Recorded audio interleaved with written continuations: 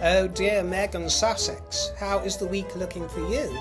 Your podcast has shot straight out of the top 200 Apple podcasts. Nobody's listening anymore, just as we predicted. Yeah, there was some novelty to begin with for the first week. By week 2, it was plummeting. Now, where are we? Week 4 or 5? Tumbleweed. Completely vanished. I'm so sorry because you were so gleeful and trying to rub it in everybody's faces on your socials, weren't you?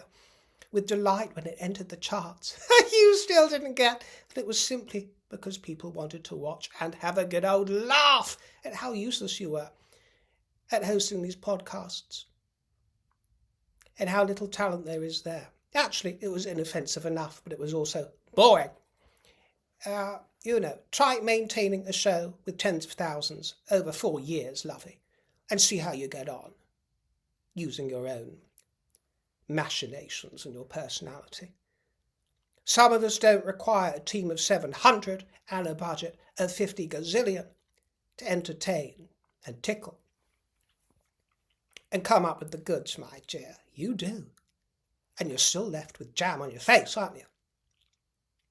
Terrible.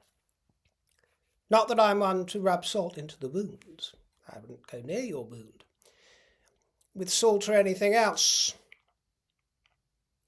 But it didn't escape my attention. It also didn't escape my attention that you've had what appears to be a bit of a falling out with Edward Enninful. Do you remember? You had a spoonful of him, and he's had an Enninful of you, my dear.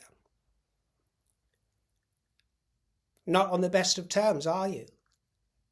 Although he adores the royal family evermore, and only 4 days ago he was doing the King's work in New York.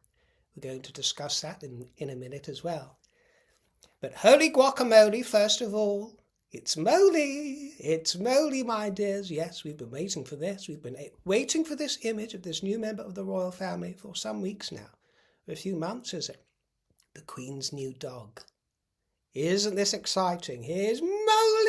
Oh, what a cutie, what a cutie. The Queen said he's a bit of everything. He's a bitser. Bits of this and bits of that. I'm saying he. I don't know whether it's a he or a she, actually. Indeterminate gender. But Moley was adopted from Battersea Dogs and Cats Home, of which Queen Camilla is patron. And he was adopted, or she was adopted, 8 weeks following the death of Beth. Do you remember Beth? Beth and Bluebell. Well, Bluebell is still alive and lives and breathes, but Beth is long gone now, although there will be mention of Beth at Chelsea Flower Show this week, where the Queen is going to be. Actually, this portrait was released because the Queen is going to be visiting the dog garden at Chelsea Flower Show, and there are going to be names inscribed of these beloved dogs of the royal family into the brick paths at the dog garden. Bluebell and the late Beth and the King's dog, who is called Snuff.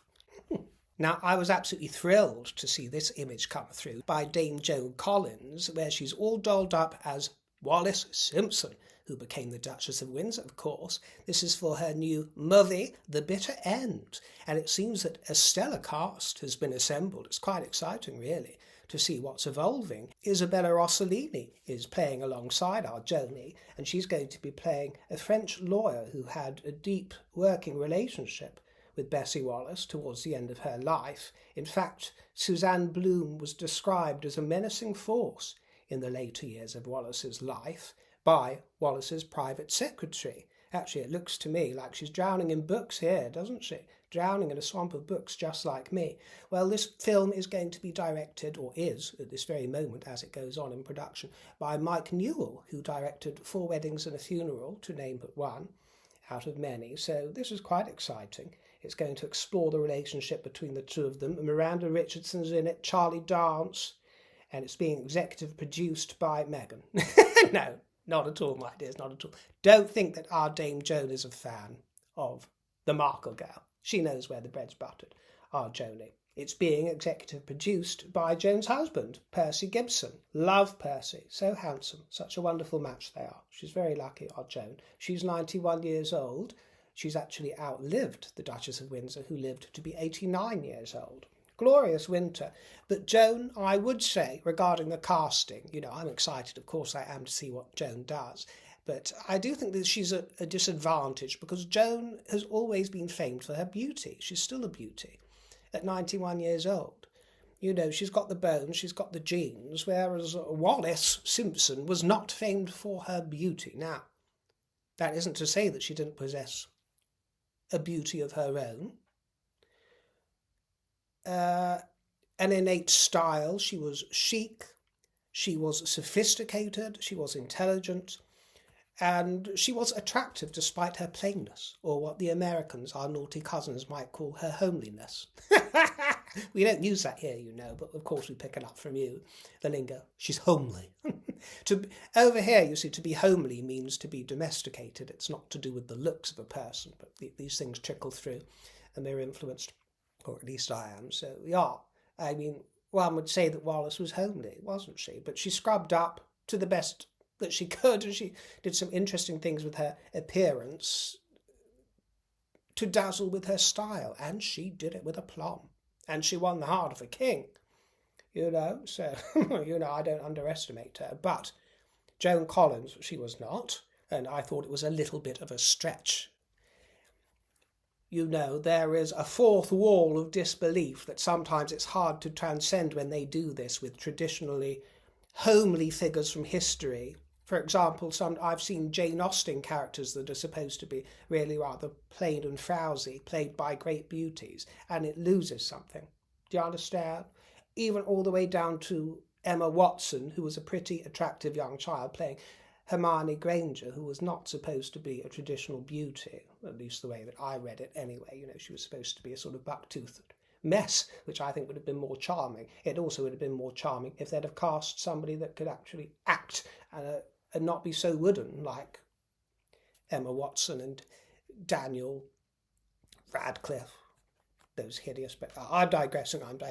You get my drift.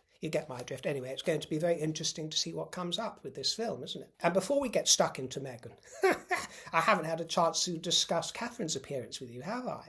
When she presented the Queen Elizabeth II Award for British Design to Patrick McDowell at the British Fashion Council. And she wore Victoria Beckham. She wore Vicky Beckham, and I don't think for a second, as some have suggested, that it was some sort of show of solidarity for the Beckhams in the face of Brooklyn and Peltz behaving like Harry and Meghan. No, I don't think that, because I think to do that it would be vulgar, and I think it would be common, and I don't think that Catherine is vulgar and common, so I don't think that she is making some sort of tacit nod of approval. She supports British design, and she supports the country and the industry, and she liked the outfit. It's that simple, to be quite honest with you, my dears. It's that simple. The patch pocket jacket and Alina trousers are in the shade of willow, and Catherine was a willowy delight in gold heels by Ralph Lauren, and the late Queen's Bahrain pearl and diamond drop earrings. Do you remember? Elizabeth was gifted 7 large pearls from the Hakim of Bahrain in 1947 when she married Prince Philip, and 2 of them were used to create this pair of earrings. The pearls are suspended from round and baguette diamonds. Gorgeous. They appear in some of the most iconic images, yes, of the late Queen, but they were also loaned to Diana, for one, and also to Sophie in her role as Countess of Wessex. Oh, if pearls could talk. And again, no, we ain't talking about you, Meghan. We ain't talking about you. Cock at the house!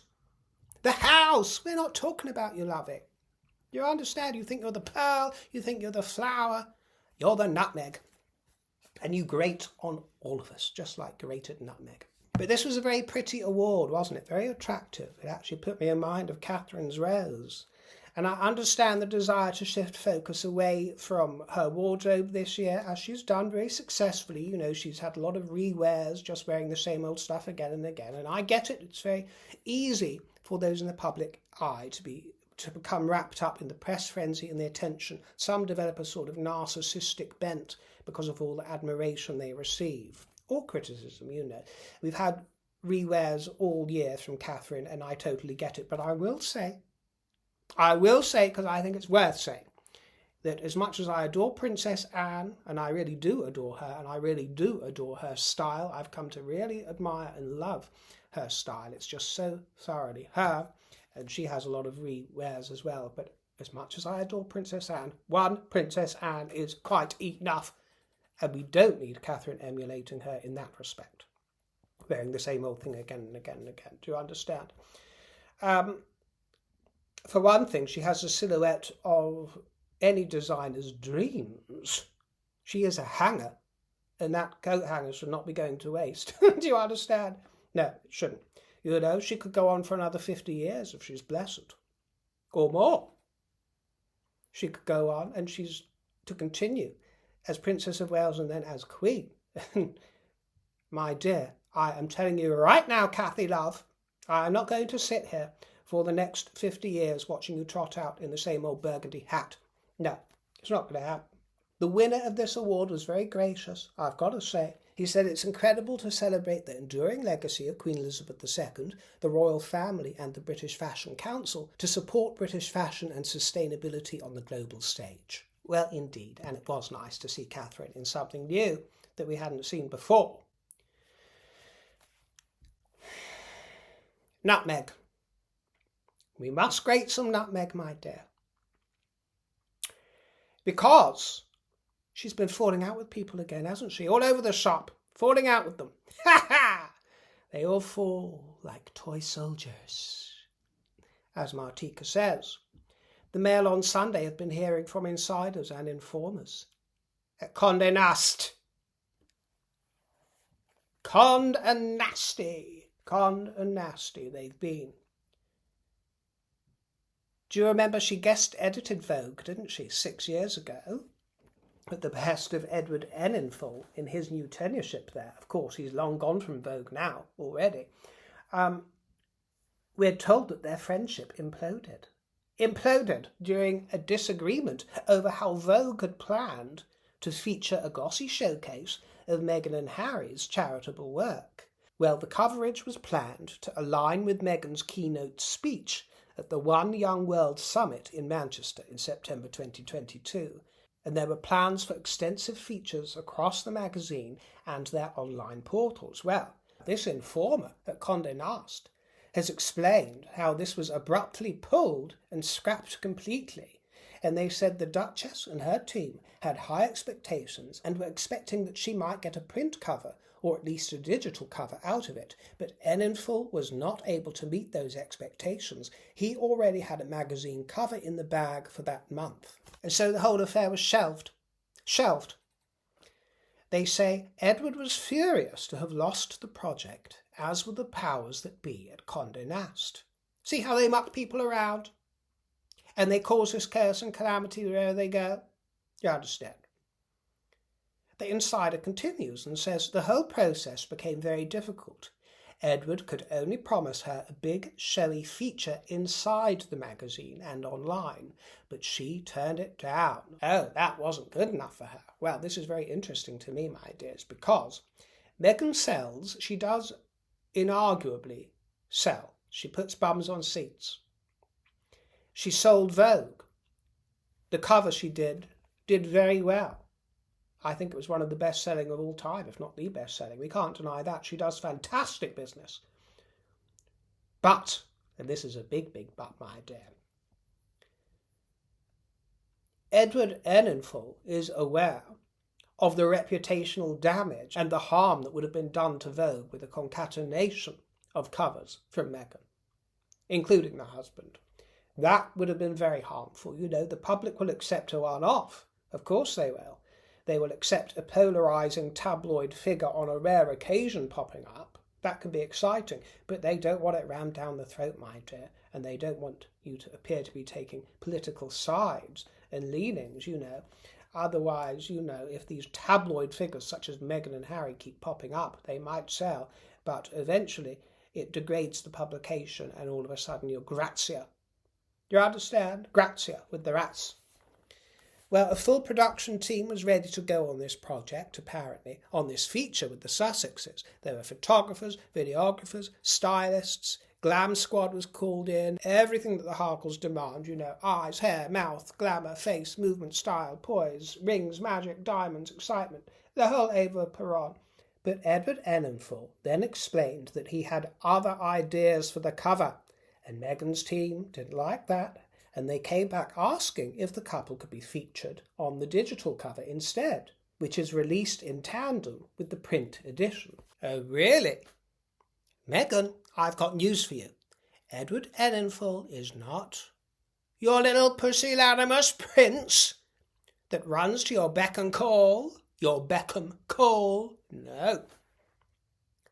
Edward Enninful is not your little pussy bitch, your pussy whipped pussy bitch. No. I've got news for you. And so Meghan was declined. Edward didn't think that it would be appropriate to give her the cover. Isn't that satisfying? Appropriate, says Meghan. Appropriate.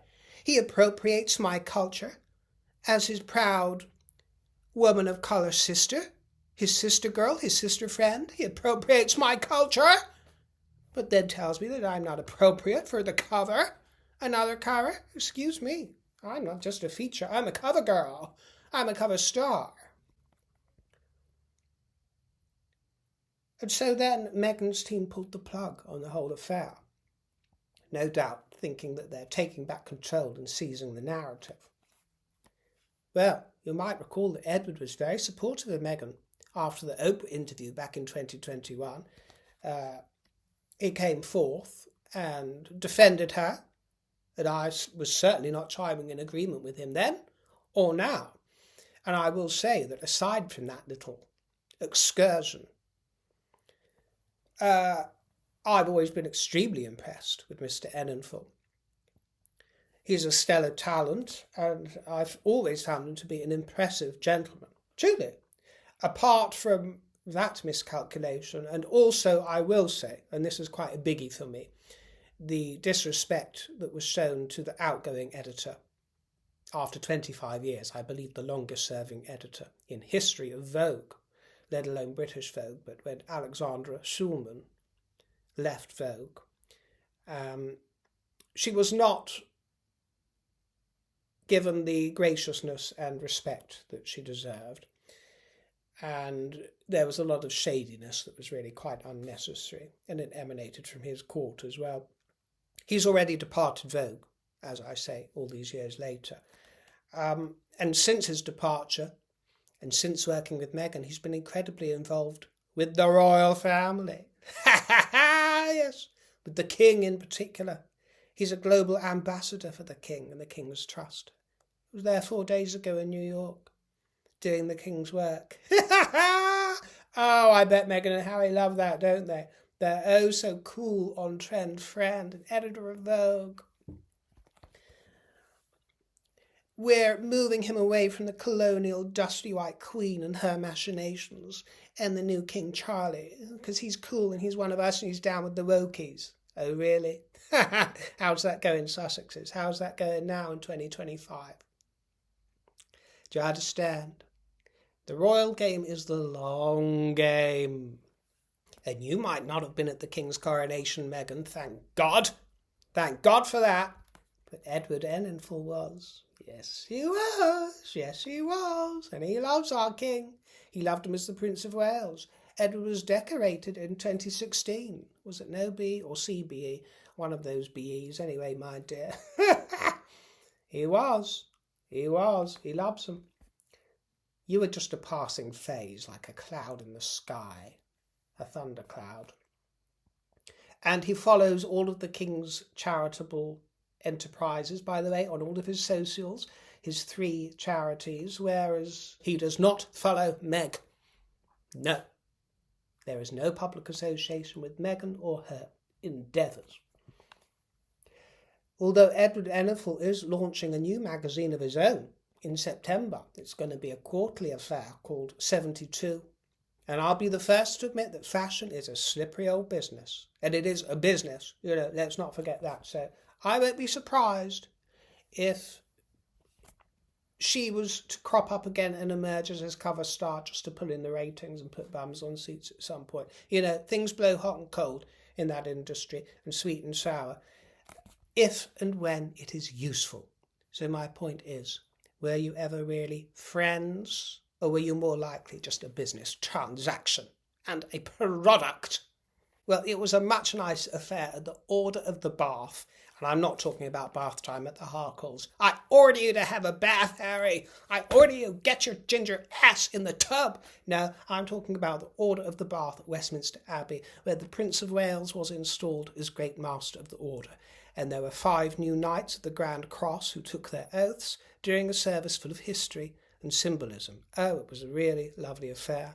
The most honourable Order of the Bath was established as a military order by George I on 18th of May 1725, so this week, or last week now, isn't it? Yeah, marked the 300th anniversary. Isn't that something? However, the order was a revival of an older custom going back to medieval times, when part of the ceremony of knighthood included a ritual bath symbolic of spiritual purification and a vigil the night before receiving the honour. And following his accession in 2022, the King became sovereign of the order and the Prince of Wales, as heir apparent, the Great Master. And recipients of the order are usually senior military officers or senior civil servants.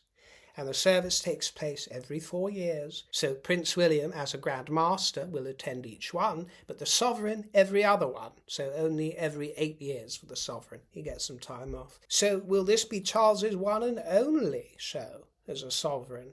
Time will tell, and we shall find out at the next one in 2033. But for now, there was a great deal of gaiety in Bradford. Delicious Bradford. It's been a very long time since I've been to Bradford. But I do have very fond memories of the parts of Bradford I knew, such as the Alhambra Theatre. Oh, one of my favourite theatres in the world, such wonderful memories. And also I remember a museum called the National Science and Media Museum. Fabulous, fabulous it was. Their Majesties were in town to celebrate the people and the heritage of the city, and to mark Bradford being the UK's 2025 City of Culture, which is quite an important thing that crops up every few years and promotes under-promoted or sort of neglected cities of the kingdom. A lot of money gets poured into these places, and they have sort of big festivals and carnivals throughout the year. Businesses are supported, and it really is something very regenerational for a city. Well, this time it was the turn of Bradford, which is a city located in West Yorkshire in the north of England. And at Bradford Live, they joined a reception with young people and local artists who have been supported by the King's Trust, including alumni Stephen Frayne, who is also known as Dynamo, the magician. And they were welcomed by a performance given by 8 musicians from Para Orchestra, which is an integrated ensemble comprising professional disabled and non-disabled musicians. Bradford Live is on the site of the former Odeon Cinema from the 1930s, and it's been fully restored with 50 million in investment. You see, this is the kind of investment I'm talking about. Now it's a live music venue and an entertainment hub for the city, and there are plenty of peasants and paupers of the north everywhere, clutching at their majesties in grateful deference. They were all over them, my dear. They were spellbound by royalty's enchantments. You can't deny it, can you? You can't deny it. I mean, look at the hoi polloi, look at the peasants and paupers, how they clutch at their majesties. They clutch them as if they are precious gems and jewels, which of course they are. And the King later joined a reception at the Impact Hub Yorkshire, which provides support to businesses who are finding sustainable solutions to social challenges. And the Queen, as patron of the National Literacy Trust, joined an event celebrating the work of the Trust in Bradford, and she met volunteer literacy champions before joining a poetry performance given by local school children. And after a ride on the Bradford Stories bus, Her Majesty visited the Bronte birthplace in Thornton, West Yorkshire, which she officially opened, and she was rapturously received. She truly was. And at the David Hockney Gallery, dedicated to Hockney's life and career, the King met folk who were involved in grassroots cultural activities of local community groups, and His Majesty also saw a performance by the Bantam of the Opera Choir, a group of local Bradford City Football Club fans who were taught to sing opera by BBC Radio Leeds. There was oodles of goodwill and enthusiasm. It was a tonic to see. And it was exciting to see that we've got another state visit coming up, haven't we? Wonderful. This time the President of the French Republic, His Excellency Emmanuel Macron, accompanied by Mrs. Brigitte Macron, has accepted an invitation from His Majesty to pay a state visit to the kingdom from the 8th to the 10th of July. And their Majesties are going to be hosting the President and Mrs. Macron at Windsor Castle.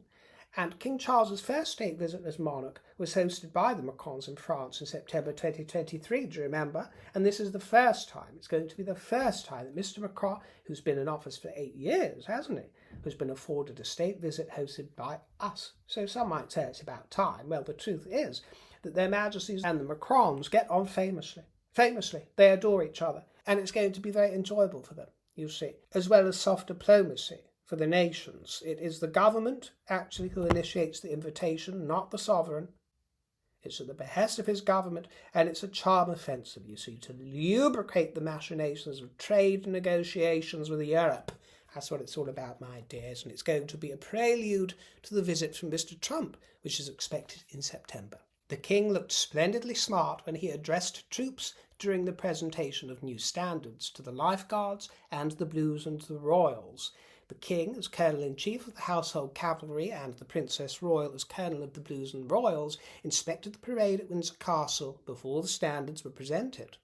The standards symbolise the cavalry squadron's history, achievements and identity, and are held in the highest reverence. And you might have read this, but according to the Sunday Times Rich List, the king is now twice as rich as Queen Elizabeth II ever was. Isn't that something? This is regarding people in the United Kingdom, not elsewhere, I believe. But he's still only at number 258 in the list, so he's not that rich. Actually, I know at least 2 viewers. I'm sure there are more with all the views I get, but I know of at least 2 viewers who watch who are richer than that by quite a degree. Yes, who have a lot more than, what is it they say, 640 million they reckon the king's worth is. They reckon that his personal fortune has grown by 30 million recently to 640 million. I've got some viewers that have got more than that. Sorry to be vulgar, but I have. Isn't it wonderful to dream about? Oh, isn't it wonderful? At number 1 are the Hinduja family. They've been at number 1 for a while, I think. 35 billion they're worth. Then there's the Reuben family, industry, property, investment, all this kind of thing, my dear. But the number of billionaires fell from 165 of them to 156. They're probably all fleeing overseas, to be honest with you, my dear. Now, do you remember we talked about the late Queen's brother, Mark Shand? Oh, gorgeous Shand he was. Well, he established that charity regarding elephants 23 years ago, didn't he, to deliver pioneering projects to protect wildlife and restore habitats. Well, the King and the Queen are joint presidents of Elephant Family, and they attended an event at Kew Gardens called Wonders of the Wild to celebrate art and conservation. And it was an evening gala, very glamorous. It looks like a sparkling day and evening of fun and glamour. Lady Marina was there, Marina Windsor. Princess Beatrice I saw. And Rebecca Valance she was wearing. She looked divine, actually. And Cherry, a cherry number. That red looked gorgeous. Absolutely lovely. She kills it sometimes, that cow. She kills it. Lovely. And everyone looked so dreamy, especially the Queen. And her colouring is so good for the summer, isn't it? She gets that sort of sun blush complexion with the creamy couture and coiffure to complement it. Ravishing, absolutely ravishing with Her Majesty. And then, of course, there was a garden party hosted by Their Majesties, another garden party at Buckingham Palace. There's lots of them coming up. This time, it was supported by the Department of Education to celebrate those working in education and skills, and there was a performance from the Royal Ballet School. And there was a hunky Scotsman that I saw there in a kilt, rather hunky looking he was, and the Queen was sparkling again in white and diamond. And Princess Beatrice was spotted again wearing black crepe and chiffon by self-portrait at the FEVO Sports Industry Awards. And she was wearing black patent slingies and shell-shocked eyeballs and a handbag by Aspinall, the Midi Mather it was, with beaded birds hand-embroidered on black velvet. Lovely, actually. Catherine wore the very same number. Do you remember this one from just a small while ago? She wore it in ivory, didn't she? And it was absolutely delicious. Beatrice actually wore hers back in 2022 for Granny's Vigil. Do you remember that? At Westminster Hall, she was watching over Granny. And I think it's a very nice piece for any portrait. At his inaugural mass, Pope Leo had the pleasure and the honour of meeting His Royal Highness Prince Edward, the Duke of Edinburgh, who was there representing His Majesty the King. So I'm sure that was a very special moment for the Pope and for everybody else involved to brush shoulders with royalty. And actually the brothers too looked handsome at the Royal Windsor Horse Show at the weekend, the oldest and the youngest of the late Queen's brood, having a lovely time. And Prince Edward was also seen out and about as part of a Mental Health Awareness Week. Oh, jeepers creepers. Am I living in some sort of Kafkaesque nightmare? Another Mental Health Awareness Week. It always seems to be, doesn't it? Again, my mental health is under attack from the deluge of mental health awareness. Would you fancy it? Would you Adam and Eve it? The house! The Duke of Edinburgh visited St Andrew's Youth Club in Westminster, and during the visit His Grace took part in a range of well-being focused activities such as baking and mindful colouring and essential oil blending. Oh dear, essential oil blending. I think they could have sent Meghan on that course, couldn't they, to make sure she got all the carrier oil ratios correct, not blistering up customers. Allegedly. He also watched a football match for under-9s, and also Edward became patron of St Andrews in 2020, taking over from Philip, who held the role for 74 years. So try and beat that one, Edward, darling. Meanwhile, wifey was in Essex, our darling Sophie. Yes, she was in Essex to mark 40 years of agricultural education. She was at Barleylands farm. Barleylands farm. Doesn't it sound gorgeous? I love the word barley. Barley. It instantly brings a sort of sense of comfort and peace to me.